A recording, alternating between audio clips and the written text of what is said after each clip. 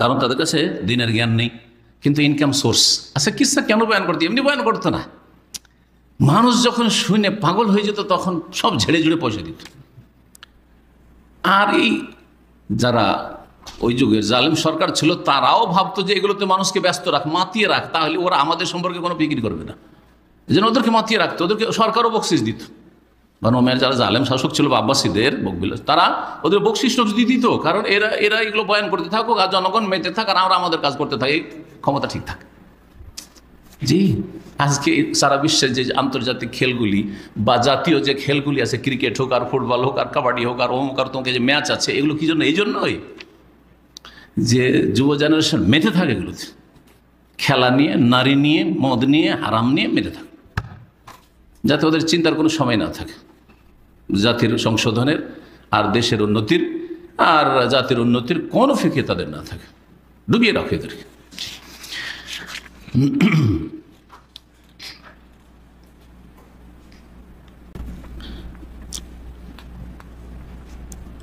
এটা গুরুত্বপূর্ণ কথা।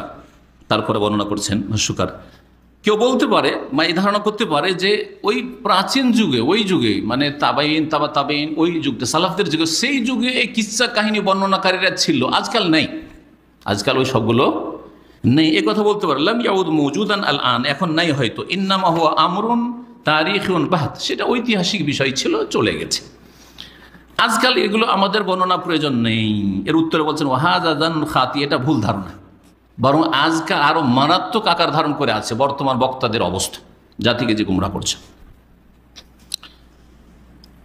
বলছে যে এরা মজুদ রয়েছে, লিআন্না হাউলাইল কুসাস, এই কিসসা কাহিনী বর্ণনাকারী বক্তা মাজালু মাল আসাফ, দুঃখের বিষয়, মওজুদিন আছে, বিদ্যমান, কিন্তু নাম পরিবর্তন হয়েছে, বি আসমা উখরা, হয়তো কুসাস বলা হয় না, কাস বলা হয় না, কিন্তু কি বলা হচ্ছে? বাংলায় বক্তা, আরবিতেও কি বলা হচ্ছে দাইয়া। দাইয়া তো আজকাল আমাদের কোরআন হাদিসে দায়ীদের বলা হচ্ছে, কিন্তু আরব দেশে বিদাতি দায়ী, দায়ী জাফরি এমানের সুফি বিদাতি, বড় দায়ী, জি হ্যাঁ, বড় দায়ী তাদের, তার কাছে মিলাদ করা আর এই সব যতগুলি বিধাত আছে সব অজেব, ওগুলো করতে হবে। জি, এরকম অনেক আছে আরব বিশ্বে, বিভিন্ন নামে আছে, কারো নাম মুরব্বী, কারোর নামে ওস্তাদ, কারোর নামে চিন্তাবিদ, মুফাক্কির ইসলামিক চিন্তাবিদ, আন্তর্জাতিক খ্যাতি সম্পন্ন বক্তা, সব ভাষা দিয়ে আছে। কিন্তু খ্যাতি সম্পন্ন কিসে? কোরআন এবং হাদিসের দলিলে নয়, সহি ইসলামের প্রতিনিধিত্ব করাই নয়, বরং ফলোয়ার মনে করেছে, মানুষ তার কথাতে হাসে আর কাঁদে, উঠে আর বসে। এইরকম অনেকে আছে। বলছেন যে এরা আছে, এরা আছে। অধিকাংশ মানুষ পার্থক্য করতে জানে না যে কারা কোরআন সুন্নাহর দায়ী আর বক্তা, আর কারা হচ্ছে এইরকম প্রচলিত ওই কুসাসদের সন্তান বা কুসাসদের উত্তরসূরি। এইসব বক্তারা যারা জাহেল এদের মাঝে, আর যারা সত্যিকার বাইনা দোয়াতি আল্লাহ আল ওয়াইনা সাদিকের সত্যবাদী যারা দায়ী আল্লাহ, পার্থক্য নেই। উনিও হুজুর, উনিও হুজুর। আজকালকার যে বাঙালিদের অবস্থা, যদি কোরআন ও হাদিসের কাছাকাছি ভালো করে না আসে তাহলে তাদের কাছে সবাই হুজুর।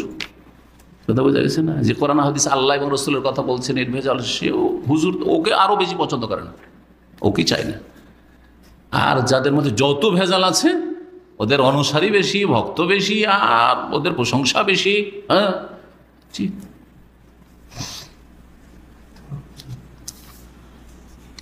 এরা অনেকে আত্মগোপন করে আছে, এটাও শুনে বলছে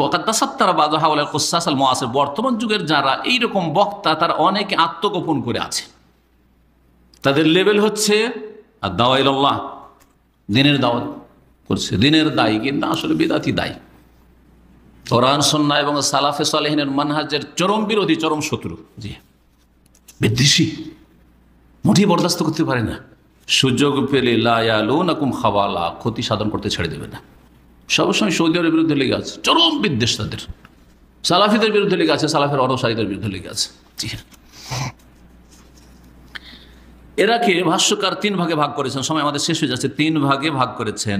এক দল যাদের কথা শেখ সালেহ ফৌজান নাম ধরে বলেছেন, কুলতু ওয়াহাযা ইয়ানতাবিকু আলা ফিরকাতিত তাবলীগ, এই তবলীগ জামাত এক জামাত, যাদের ধর্মের প্রচার প্রসার হচ্ছে জাল জয়ীফ কিসসা কাহিনীর উপর, একটি দল। আর একটি দল হচ্ছে ওয়াহাযা ইয়ানতাবিকু আলা সুফিয়া, সুফিরা, যদিও তবলীগীরাও সুফি প্লাস তবলীগ, আর সুফিটা ব্যাপক। সুফিদের মধ্যে যতগুলি পীরতন্ত্রে বিশ্বাসীরা রয়েছে, চরমনাই সারসেনা থেকে শুরু করে দেওয়ানবাগি আটরসি পর্যন্ত যতগুলি আছে, এরা এক শ্রেণীর, যারা প্রাচীন যুগের যারা কিচ্ছা কাহিনী বলে মানুষকে ধর্মের দিকে আকৃষ্ট করতো, এই হচ্ছে তাদের তরিকা। জাল কথা ধর্মের নামে এরা প্রচার প্রসার করে। আর তৃতীয় দলের কথা বলছেন, কুলতু ওয়াহাযাল ওয়াসফ ইয়ানতাবিকু আলা ফিরকাতুল ইখওয়ানুল মুসলিমিন, ইখওয়ানুল মুসলিমিন আর জামাত ইসলামী। হ্যাঁ, এরা, জি হ্যাঁ, কিসসা কাহিনী এদের কম থাকলেও এদের ইসলামের যে ব্যাখ্যাটা রয়েছে, যেই ব্যাখ্যা একবারে আধুনিক ব্যাখ্যা, যেটা এই 60-70 বছরের আবিষ্কার মৌলানা মওদুদীর আর হাসানুল বান্না আর সৈয়দ কুতুব, জি হ্যাঁ, তা হচ্ছে রাষ্ট্রীয় ক্ষমতা না হলে ইসলাম কায়েমই হইল না। এই ইসলামের কোনো মূল্যই নেই। ইসলাম দিন কায়েম হয় না তাদের। দিন কায়েমে কোথায় ভূমিকা আপনাদের? তার মানে রাষ্ট্রীয় ক্ষমতা দখলের জন্য চেষ্টা না করলে দিন কায়েম হয় না তাদের কাছে। ইসলামের নামে একবারে জালিয়াতি। এই তিনটি দল সম্পর্কে সতর্ক করেছেন ভাষ্যকার এই আলোচনার শেষে।